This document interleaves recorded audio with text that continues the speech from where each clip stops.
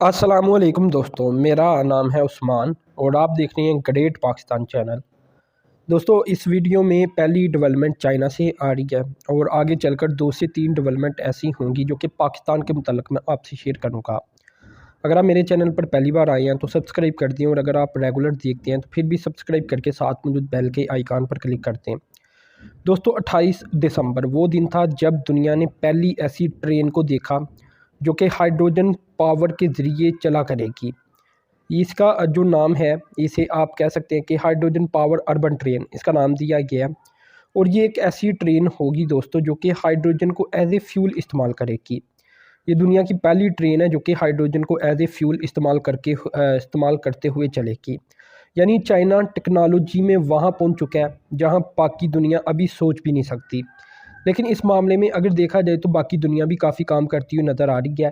बेशक चाइना पहला मुल्क है, लेकिन अगले साल से कुछ और कंट्रीज़ भी इन प्रोजेक्ट के ऊपर काम करेगी, जिसमें इंडिया भी शामिल है। इंडिया ने भी ऐलान कर रखा है कि दिसंबर 2023 तक हम भी हाइड्रोजन के ऊपर मुश्तमिल ट्रेन बना लेंगे। अब दोस्तों, हाइड्रोजन की तरफ जाने का मकसद क्या है? तो मकसद यही है कि हाइड्रोजन एज ए फ्यूल एक ऐसा फ्यूल होगा जो कि ग्रीन एनर्जी को मुकम्मल तौर पर अडॉप्ट करेगा। यानी इसके बरक्स अगर बाकी फ्यूल को देखा जाए तो वहाँ से ऐसे केमिकल्स निकलते हैं जिनके ज़रिए जो माहौल है वो गर्म होता है और ख़राब होता है। अगर इसका बाई प्रोडक्ट देखा जाए और इसका केमिकल रिएक्शन देखा जाए तो इसमें होगा ये कि हाइड्रोजन और ऑक्सीजन एक हाइड्रोजन सेल के अंदर रिएक्ट करेंगे और इसकी बाई प्रोडक्ट बनेगी वाटर और बाकी एनर्जी प्रोड्यूस होगी। जबकि जो बाकी पहले ट्रेन चलती थी उनका जो बाई प्रोडक्ट होता था वो या नाइट्रोजन होता था या सल्फ़र, जो कि माहौल के लिए, हवा के लिए बड़ा ख़तरनाक था। तो आप देख सकते हैं कि दुनिया कैसी टेक्नोलॉजी की तरफ जा रही है। और ये दोस्तों ट्रेन जो चाइना में बनाई गई है, ये 160 किलोमीटर पर हार की स्पीड के साथ चलने की सलाहियत रखती है और इसे हाइड्रोजन पावर सिस्टम के ज़रिए ही चलाया जाएगा, जो कि एक ड्यूरेबल और स्ट्रॉन्ग सिस्टम बनाया गया है। और बताया जाता है कि सिंगल चार्ज के ऊपर ये ट्रेन 600 किलोमीटर चलेगी। तो इसकी रेंज भी काफ़ी ज़्यादा नज़र आती है और इसकी स्पीड भी काफ़ी ज़्यादा नज़र आती है, जो कि आगे चलकर चाइना इस पर मज़ीद काम करेगा और इसे बढ़ाएगा। अब इसमें दोस्तों जदीद तरीन सिस्टम इंस्टॉल किए गए हैं और इसकी पैसेंजर कैपेसिटी रखी गई है 1502। तो इंटेलिजेंट ड्राइविंग फ़ीचर इसमें मौजूद है।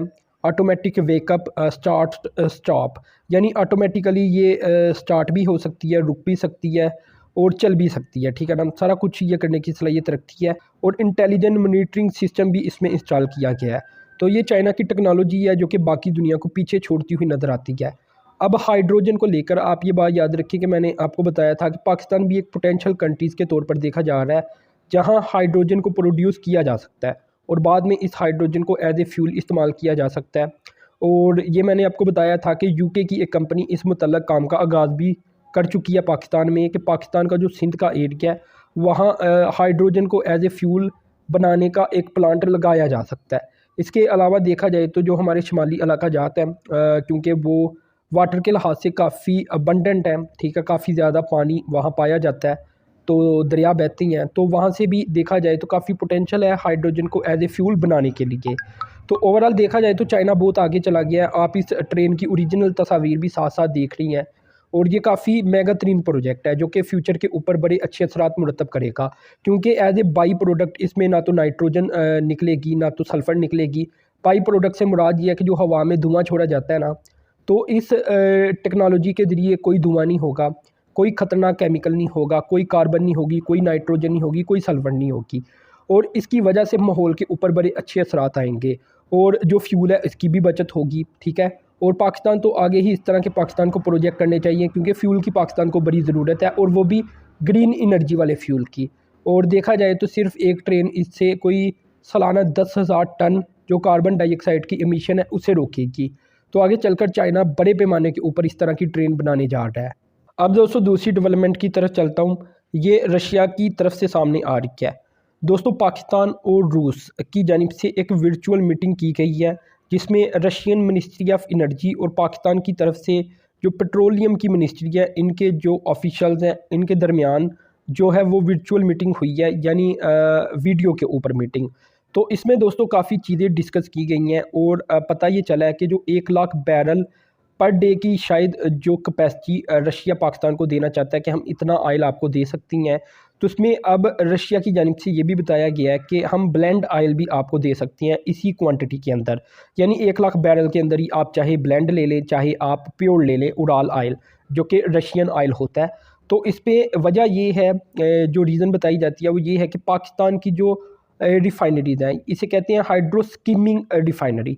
तो ये जो हल्का ऑयल होता है तो उसे तो रिफ़ाइन करने की सलाहियत रखती हैं, लेकिन बारी ऑयल जैसा कि रशियन ऑयल है, ये एक बारी ऑयल होता है, तो इसे ये रिफ़ाइन करने की सलाहियत ज़्यादातर नहीं रखती। तो इस वजह से फिर ब्लेंड ऑयल की बात चल रही है, और ये भी पता चला है कि 30% डिस्काउंट के ऊपर रशिया पाकिस्तान को ऑयल देना चाहता है। और जो हम जानते हैं कि रशिया के जो डिप्टी प्राइम मिनिस्टर है, इन्होंने गैस की बात की थी, ऑयल की बात नहीं थी की। तो मैं यही खबर को ढूंढ रहा था कि ऑयल का जिक्र क्यों नहीं किया गया। तो ऑयल की मालूमात अब सामने आ चुकी है कि 30% डिस्काउंट के ऊपर रूस पाकिस्तान को ऑयल देना चाहता है, और ये भी ऑफ़र कर चुका है कि ब्लेंड ऑयल आप ले सकते हैं अगर आपकी रिफाइनरी इस काबिल नहीं है कि वो बारी ऑयल को रिफ़ाइन कर सकें। तो ये एक अच्छी डेवलपमेंट है। जनवरी में इनका वफद पाकिस्तान आ रहा है, और गालबन 18 से 20-21 जनवरी के दरमियान ये पाकिस्तान में मौजूद होंगे। तो तब मज़ीद मालूमात सामने आएगी, इनकी आपस में मीटिंग होगी जो कि काफ़ी ज़्यादा मालूमात हमें फ़राहम करेगी। अब खैर दोस्तों, एक और डेवलपमेंट की तरफ चलता हूँ। जैसा कि हम दोस्तों जानते हैं कि जनवरी के अंदर पाकिस्तान की एक पेमेंट है। कल वाली वीडियो में भी मैंने आपको बताया था कि अगले हफ्ते पेमेंट है। तो पता ये चला कि 10 जनवरी तक एक नहीं बल्कि 2 पेमेंट है। एक तो $1 अरब की पेमेंट है, जो कि गालबन यूएई या दुबई बेस एक कमर्शियल बैंक है, जिसका कर्जा हमने $1 अरब वापस करना है। इसके अलावा एक चाइनीज़ लोन भी है जो कि $300 मिलियन का है, वो भी इस 10 जनवरी से पहले पहले हमने वापस करना है। तो टोटल जो रीपेमेंट है पाकिस्तान की, ये $1.3 अरब है 10 जनवरी से पहले। तो अगर $1.3 अरब ये पाकिस्तान 10 दिनों के अंदर दे देता है, तो पाकिस्तान के पास $4.5 अरब रह जाएंगे। तो पाकिस्तान को इस वक्त बहुत ज़्यादा ज़रूरत है कि कोई और मुल्क या कोई अदारा पाकिस्तान को डॉलर्स की शक्ल में बड़े रिज़र्व फराहम करते, जो कि कम अज़ कम $1 अरब तक तो होने चाहिए। तो फिर ही शायद पाकिस्तान की जो मुश्किल है वो थोड़ी सी कम होगी। अभी पाकिस्तान काफ़ी मुश्किल में नज़र आ रहा है, अगर तो डॉलर्स के लिहाज से देखा जाए, रिज़र्व के लिहाज से देखा जाए। अब दोस्तों एक और डेवलपमेंट की तरफ चलता हूँ। ये दोस्तों हबको का 330 मेगावाट थलनोवा पावर थर प्लांट है, जिसे सक्सेसफुली नेशनल ग्रिड के साथ कनेक्ट कर दिया गया है। इससे दोस्तों जो टोटल प्रोडक्शन है पावर की, इलेक्ट्रिसिटी की थर कोल से, ये 3000 मेगावाट तक पहुंच जाएगी। तो अल्हम्दुलिल्लाह ये बड़ी डेवलपमेंट है। आहिस्ता आहिस्ता जो थर्ड कोल का एक पोटेंशियल पाकिस्तान में बयान किया जाता था, अब उस पर पाकिस्तान अमल करता हुआ नज़र आ रहा है। बताया जाता है दोस्तों कि 1 लाख मेगावाट इलेक्ट्रिसिटी पाकिस्तान 200 साल तक सिर्फ थर के कोल के ज़रिए पैदा करने की सलाहियत रखता है। तो अगर पाकिस्तान इस पर मुकम्मल अमल करे तो पाकिस्तान की तो वैसे ही एनर्जी का जो मसला है वो हल हो जाएगा। पहले पाकिस्तान जो हम जानते हैं इम्पोर्टेड ऑयल था, LNG थी, कोल था, इसके ऊपर बिजली बनाता था, जो कि काफ़ी ज़्यादा मुश्किल रहती थी पाकिस्तान के लिए। अब यहाँ ये भी बात याद रखें कि इससे जो बिजली प्रोड्यूस की जाएगी ये 9 रुपये किलोवाट हार होगी, यानी आप कह सकते हैं कि 9 रुपये पर यूनिट होगी। जबकि जो कोल इंपोर्ट करके पाकिस्तान में लाया जाता था उससे बिजली पैदा होती थी 20 रुपये पर यूनिट से लेकर 30 रुपये पर यूनिट तक। तो आप अंदाज़ा लगा सकते हैं कि अरबों डॉलर पाकिस्तान का थर्ड कोल की वजह से बचेगा। और अगर पाकिस्तान मज़ीद इस पर प्रोजेक्ट लॉन्च कर दे तो पाकिस्तान मज़ीद इससे सस्ती बिजली पैदा करने की सलाहियत रखेगा। ये भी दोस्तों मैं बता दूं कि ये थलनोवा का जो प्लांट है, ये थर्ड ब्लॉक 2 का जो फेज़ 2 होगा, एंग्रो कोल माइनिंग यहाँ से कोयला हासिल करेगा और फिर पाकिस्तान के लिए ये बिजली बनाई जाएगी।